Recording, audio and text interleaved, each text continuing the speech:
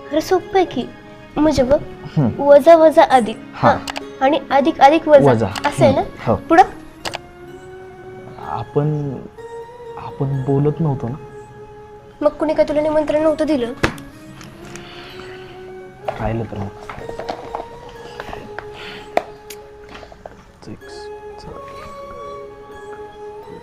3. अभिजित, अरे सांग की पुढं कसं सोडवायचं. तू सांगितलं की कळतं. आणि अभ्यासाचं तर बोलू शकतो ना आपण. तूच म्हणलास की. दे.